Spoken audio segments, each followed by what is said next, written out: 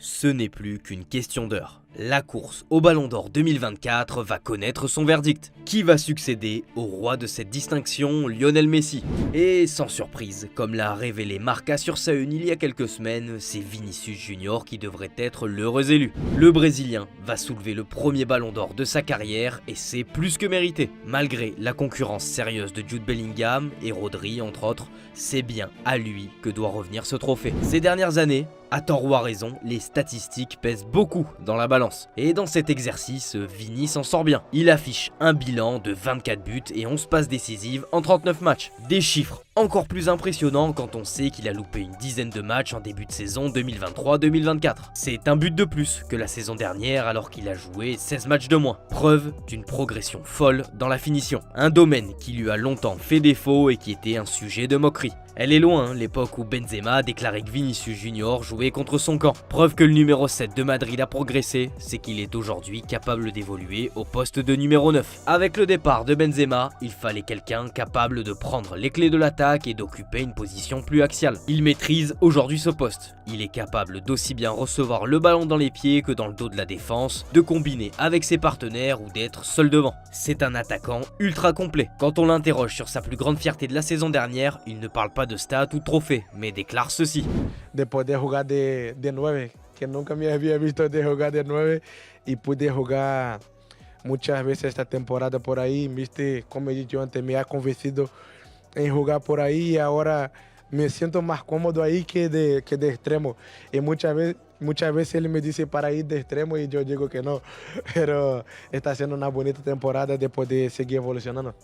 Une métamorphose dans le jeu qui est à applaudir. Pour preuve, malgré le départ de Benzema, de Kroos et l'arrivée de Mbappé, il fait preuve d'une capacité d'adaptation à tous les changements tactiques d'Ancelotti. Il a inscrit beaucoup de buts, je vous l'ai dit, mais certains me diront beaucoup moins qu'Haaland ou Mbappé par exemple. Sauf que ce qui place Vini tout en haut, c'est le contexte dans lequel ces buts ont été inscrits. D'où l'importance de vous rappeler le critère le plus important pour gagner le Ballon d'Or. Ce qui compte, c'est dans le règlement, ce sont les performances individuelles et le caractère décisif et impressionnant des prétendants. Ça tombe bien. Dans ce domaine, personne ne s'assoit à sa table. Aucun autre joueur n'a livré des prestations individuelles dans des matchs importants comme lui. Finale de la Supercoupe d'Espagne contre le Barça, triplé. Mais surtout, ce qui compte le plus, la Ligue des Champions. 10 matchs, 6 buts et 5 passes décisives. Un but en 8ème de finale retour contre Leipzig alors que le doute plane sur le Real. 2 passes décisives face à Manchester City en quart de finale. Comme si ça ne suffisait pas, il inscrit un doublé en demi contre le Bayern. Et le clou du spectacle, un but en finale contre le Borussia Dortmund, élu homme du match et de la compétition. Puis il y a quelque chose qui ne se mesure pas dans les chiffres que l'on a l'habitude de regarder, mais c'est la menace permanente que représente Vini pour les défenses adverses. Systématiquement victime d'une prise à 2 ou 3, sa simple présence permet de libérer des espaces pour ses coéquipiers. Quand on se souvient du déroulé des matchs en Ligue des Champions, le Real s'est souvent fait dominer. Alors que son équipe était au plus bas, la tête sous l'eau, il a été capable à lui tout seul d'inverser la vapeur et de relancer les siens.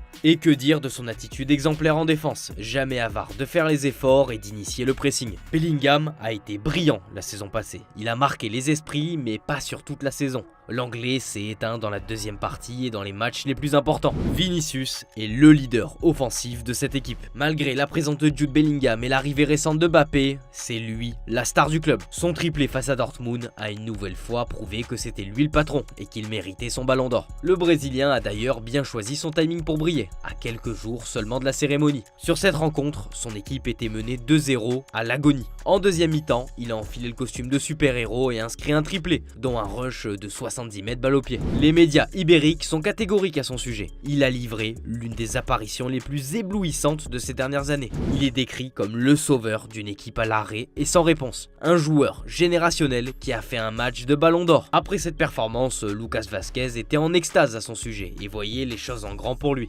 Bueno, creo que lo de hoy es una exhibición más, ¿no? Creo que Vini es un jugador estratosférico, creo que a nivel de repeticiones de esfuerzo no hay nada como él en el mundo y hoy lo ha vuelto a demostrar que es el mejor.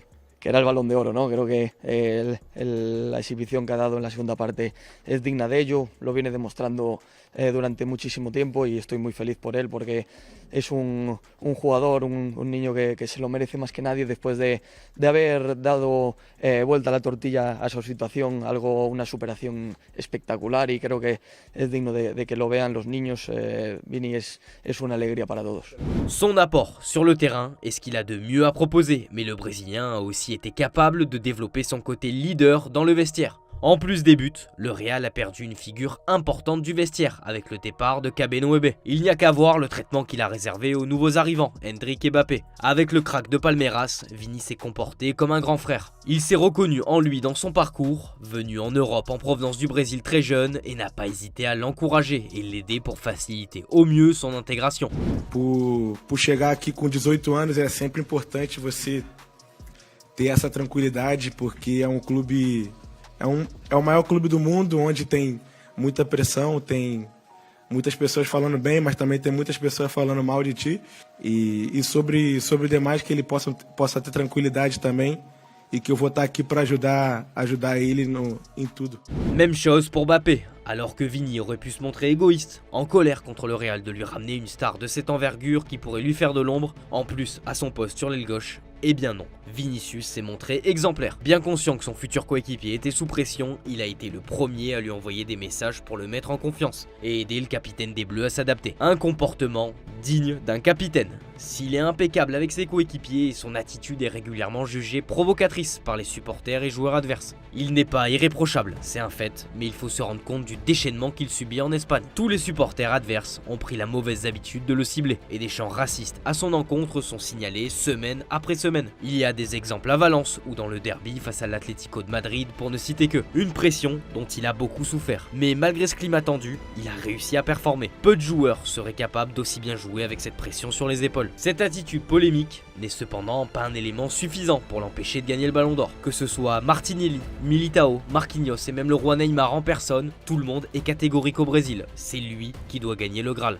Il a fait une grande saison. Il a joué beaucoup de matchs et je lui apporte mon soutien inconditionnel pour qu'il gagne le Ballon d'Or. Je crois qu'il n'y a personne de meilleur que lui. C'est un gars qui le mérite parce que c'est un battant. Il a beaucoup souffert tout au long de sa vie. Mais il a été capable de dépasser les attentes. Il a dépassé même les critiques. Aujourd'hui, il est devenu une idole et un héros pour nous. Je suis très content et fier qu'il porte les couleurs du Brésil à travers le monde. On ne l'évoque jamais assez quand on prononce le nom de Vinicius, mais c'est un modèle de travail pour les jeunes générations. Un véritable acharné qui a fait un grand nombre de sacrifices au quotidien. Devenir le meilleur joueur du monde a toujours été un objectif et il s'est donné les moyens d'y arriver. Vini a une vie assez ennuyeuse. Elle n'est guidée que par et pour le foot, glissé un membre de son entourage. Comme Cristiano Ronaldo avant lui, le numéro 7 a une hygiène de vie irréprochable, avec une alimentation sur mesure, de l'exercice toute la journée et un bon sommeil pour récupérer de façon optimale. Il a même embauché un préparateur physique personnel pour progresser. Et quand il n'est pas à la salle ou sur un terrain, il décortique chez lui en vidéo ses axes d'amélioration et performances du week-end. Avant chaque match, je regarde des vidéos préparées par mon équipe, des défenseurs centraux et des latéraux que je vais affronter, pour voir comment ils défendent et vont vouloir me bloquer, parce que j'ai pas toujours le temps de voir tous les matchs. Il n'est jamais rassasié. Même pendant ses vacances, il s'est entraîné sur sa finition. Pour ça, il a fait appel à la référence en la matière, Monsieur R9, avec qui il a perfectionné sa précision devant les buts.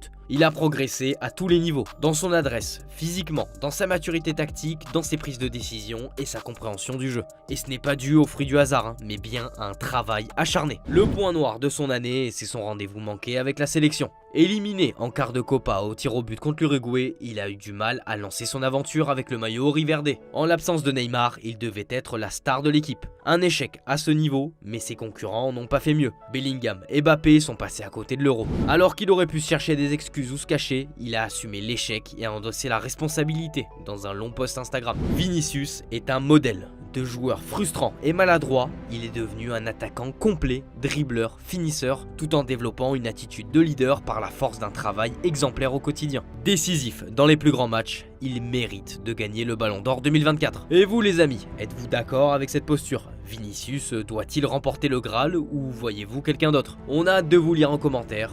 Merci de votre fidélité et on se dit à très vite sur Foot Mercato FC. Ciao ciao.